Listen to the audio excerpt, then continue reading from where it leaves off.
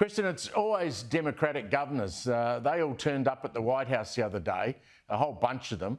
One of the theories going around is that those very governors are saying, no, Joe's all good, he's going to keep going, we don't want him to step aside. But the theory behind the scenes, and I don't know if it's a conspiracy theory, is that some of those governors may have their own presidential ambitions 4 years down the track.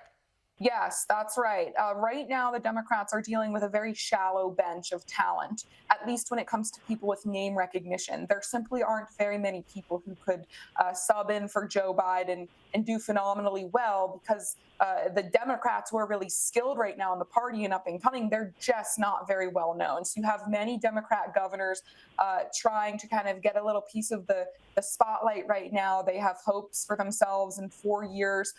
As for the next election, Steve, I'm just not sure who they would replace Biden with if he were to step aside. Would it be Kamala Harris? I mean, she's such a dud. She couldn't even make it to her own state of California in the Democrat primary last election cycle. Black voters, women voters, they just don't like her. She polls horribly. Would it be Gavin Newsom? He has a track record of disaster in California. Gretchen Whitmer in Michigan, she's another one they say might replace Joe Biden. She's been a disaster.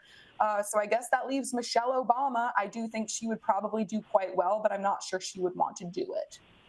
What about this report in the New York Post that a Parkinsons disease expert, a doctor, has visited the White House 8 times? Now, the poor old press secretary was wheeled out again today. Have a listen to how she dealt with that. It doesn't matter how hard you push me. It doesn't matter how angry you get with me.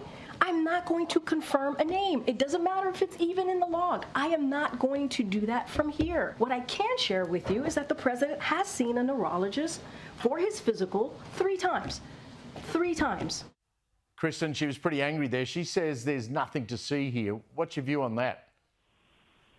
I mean, they're all just liars at this point. Everybody can see with their own eyes what's going on. And the press secretary is basically telling the American public, don't believe your lying eyes, believe me.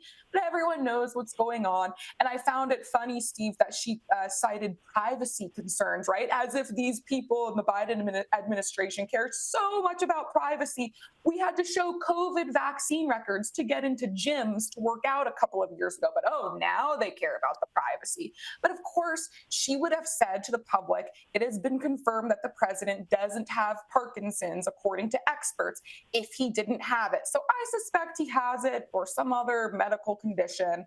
It's quite obvious to anybody with a functioning brain who watches him.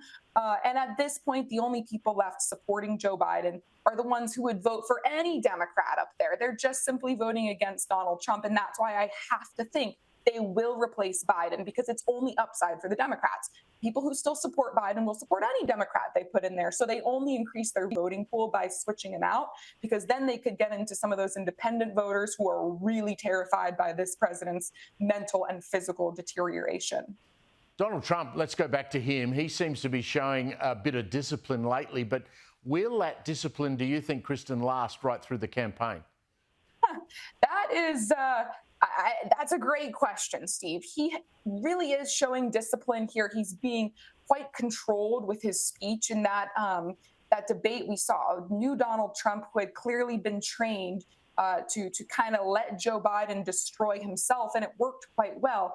I have been saying for years now, if this election becomes a referendum on Biden, Trump wins. If it becomes a referendum on Trump, Biden wins. So Trump is going to do best if he kind of just sits back, lets Joe Biden get out there in public and make a complete fool of himself. And that's what he's doing right now. But hey, with Trump, you never know what to expect. So I'm not sure if he'll continue down this path, but I hope so because it does seem to be quite successful for him.